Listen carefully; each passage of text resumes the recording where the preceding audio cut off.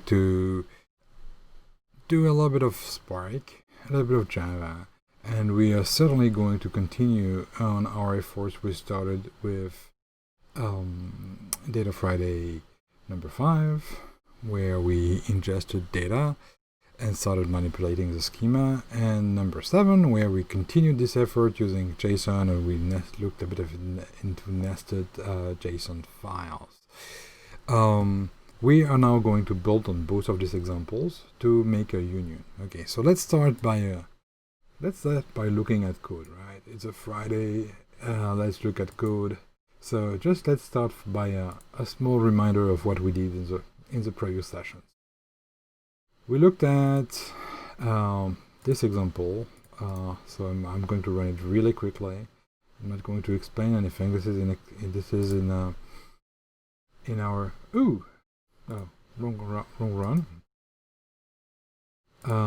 Yeah, so this was an example we did in DataFriday number 5.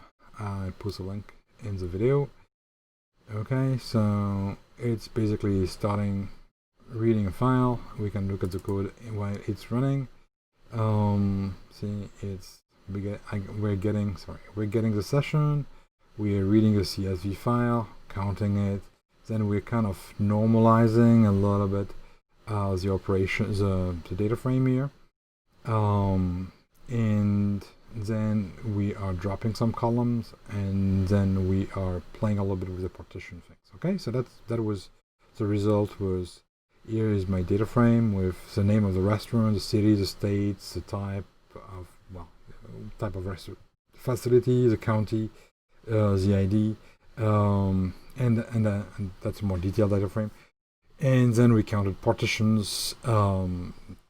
So that was number 5, DataFriday number 5. In DataFriday number 7, last time we used a similar behavior where we looked at JSON files. Okay, so we opened the JSON files coming from the restaurants of in Durham County, North Carolina, counted them, and we started normalizing it, and then doing similar operations on the partition as well. Okay, so here's my data.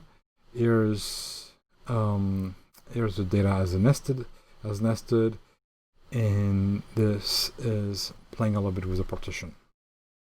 Okay, so today, as you can imagine, the idea is to union these two data frames. So let me just grab an example very quickly from Spark in Action 2nd edition. This was, of course, not planned. Okay, and this is in chapter 3. So I'm just going to put that here when I'm browsing, so you can actually see what I'm doing. So as you see, this is a beautiful layout that Manning did in the book, and I'm looking at the table of content here. Okay, so the table of content here, we are in chapter 3. Okay, and we are here using DataFrame 3 examples, and we are actually combining 2 data frames. So here is the schema we're actually going to do. We have the county, the Wake County restaurants as a CSV. We've got the Durham County data as JSON. We are going to ingest that, normalize it, and then we can actually have a union, and we are going to display it. Okay, and so to do that, we need to normalize the data. Okay, so here you see that the fields here are not on the Wake County side are not the same as the one on the Durham County side, right? You've got here name, all caps, and in the Durham County it's called premise_name. And I choose to have name underscore. Okay, so all this we've got to normalize information. Okay, so like phone number in this premise phone and merging it to tel. Okay, so the idea is the first thing is I'm going to normalize that. That's what we have actually been doing before, and then we can actually start unioning it. Okay, so let's look at the result of this example, and then we're going to look a little bit more into details about what's going to happen. So DataFrame Union. I think union is a really strong term, and I think really not diverging on politics, but union is, I mean, we are the United States of America. Union is a very strong thing where, you know, things get together, and I think that in IT it's exactly the same thing. When you're unifying data, you're unioning your data to make it more relevant. Okay, so let's look at what happened here. Okay, I've got my record set. If I look at in this situation, I am going to see only data from wake, because this is the first one. I mean, I'm actually the first data set I'm actually loading. But if I look at the schema, it's a unified schema I just showed and detailed in the book, and we have also, you know, a lot more records as we combine the records from Wake County and Durham County, and you can see that we have two partitions. Okay, so let's look a little bit at the code and understand a little bit better what happens there. Okay, so double click here. Okay, so import. Okay, so as you see, I'm going to use the same static functions I used. Static functions are very, very important in Spark, and I cannot emphasize enough how you can do data transformation with them. So we're using concat to concatenate two fields, to columns, literal to create specific literal values, and split to split a value. And then the classic import, partition, dataset, row, Spark session.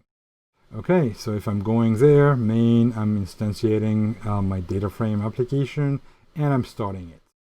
Now, you see your first thing is, very originally, I create my session, and then I'm creating two data frames, the Wake Restaurant data frame, okay, which is going to be the result of the built Wake Restaurants data frame, and the Durham Restaurants data frame, which is a result of the built Durham restaurant. And then I'm going to combine or union my two data frames in this situation here, using this method. So let's look at a little bit at as a method. If I look at the build Durham restaurant, you see that the method is very, very similar to the entire lab we do, lab 220. We just did in our previous DataFriday. So basically, what I'm doing first is I am ingesting the data, okay, and after ingesting the data, I'm normalizing my data frame, the columns. Okay, so like I'm adding the county here, county. I'm creating the dataset ID, which is coming from fields.id. Then I'm normalizing all this. I'm also creating. I'm also normalizing the type, because the type is not the same. There's a small number space dash number type of description. So I'm actually, this is a trick that, well, not a trick, it's actually, that's why I'm using split. I'm splitting on space dash space hyphen space, and I'm taking the first, meaning second element of my split. And yeah, so that's, I'm creating that. And finally I'm creating the ID, which is a combination, the unique ID, which is a combination of the state, county, and dataset ID. Okay, so that's what I'm doing for Durham. It's very similar to what we've been doing in the previous lab. Wake. Wake is even easier. It's a CSV file, so it's really about loading my CSV files. It's coming with a header, and then I'm normalizing this.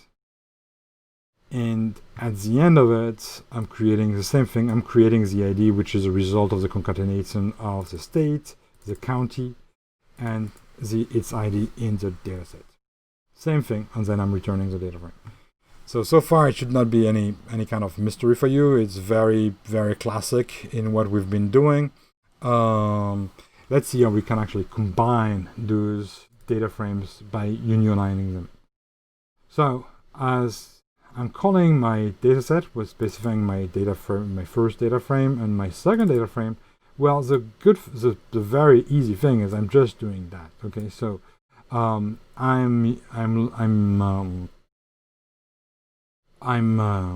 creating a new data frame, which is the DataFrame Union of the DataFrame of the second data frame. And if I'm printing it, well, I'm printing, as you saw, I'm printing the same result. What I can show you actually here and modifying a little bit the code is I can actually sample my code here. I can do that, and maybe we will see a little bit more. Yeah, let's do that.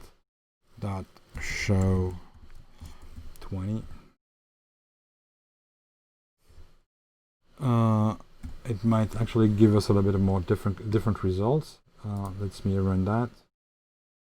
And then I'm printing the schema, which you saw, which is a combined schema. And of course, then I'm displaying the count of the rows in the schema, which is a sum of both the Durham data frame and the Wake data frame. So if with my sample here, you see I've done this sample function here. So you see that basically the idea of sample is that it's going to take a little bit of a sample between the different records. So you see that it's not exactly the same records anymore. So now if I am going back to the county, yeah, it's not sampled enough. It just took some of the Wake county, but it's not the same ones. Okay, so you can play with that with sample. I could increase this value and eventually putting a little bit more here and experiment with that to show you different values that are coming out. Okay, so very straightforward. It's about taking in taking data from two different sources, finding a common schema.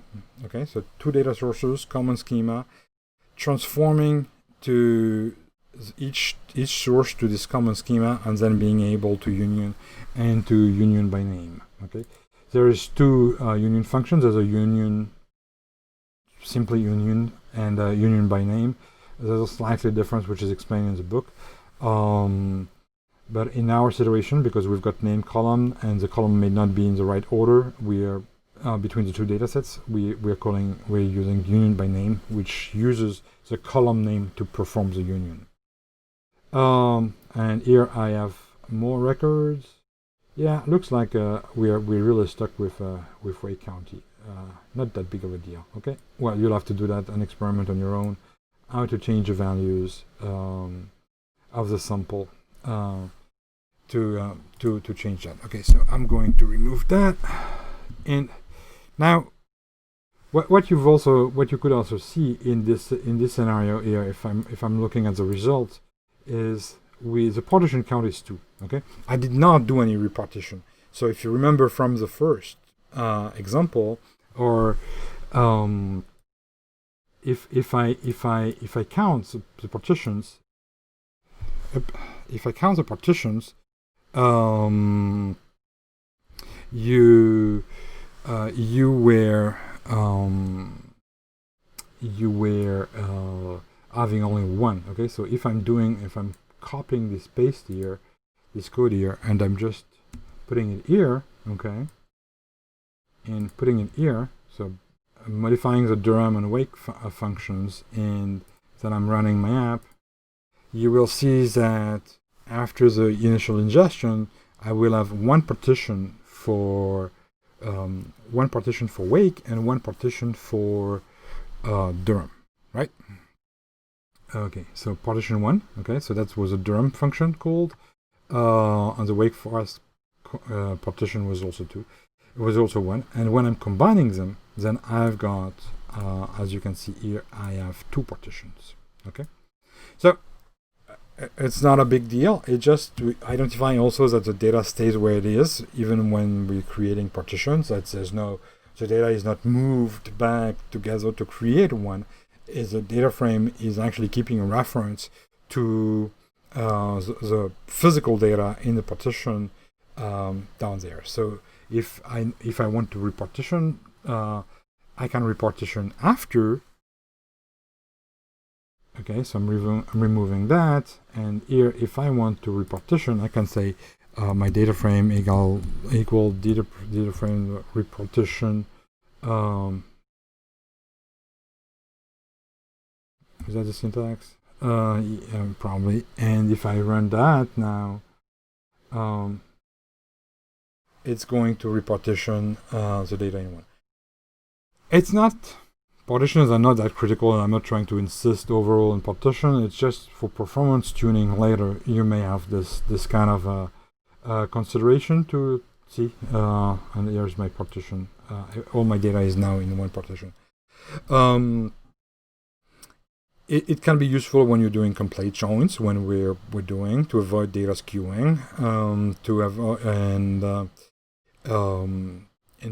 it's really to optimize your workloads. So how this actually works is, let me show you that.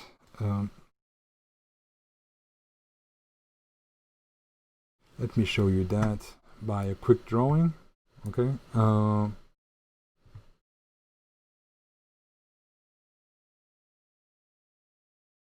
Okay. So basically what happened is I first started with my Durham restaurants. Okay. Then I went through the ingestion of this, and Spark, what did Spark is it put that into, let's represent it as a database in a partition.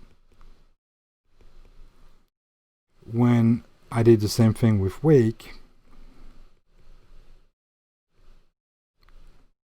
same process, ingestion. Basically, the process did the same thing, put that into a partition. So later that, when I'm decided to do a union here, basically my new data frame is just an abstraction over these two partition. Okay, so basically this is partition 1, this is partition 1, this is partition 2. Okay, so after, when I decide to do my repartitioning, well, basically my data frame doesn't change, same access to the data, but I only have one partition. So later, when you're going to be doing joins, it's going to make, that's where it's can actually increase your performance in a more drastic way when you know where your data. Here I just decided to recombine the partitions, but I also can partition based on keys and things like that. So anyway, I hope that was useful to you. This is our DataFriday number 8. And do not hesitate to contact me at JG Perrin. Subscribe if you want. JG Perrin on Twitter, and you can also leave comments, ask for whatever you want, and I'm really going to be happy to answer questions and and go further. So this was DataFriday number 8. Thank you so much, and see you next Friday with more data and more interesting stuff. See you now. Bye-bye.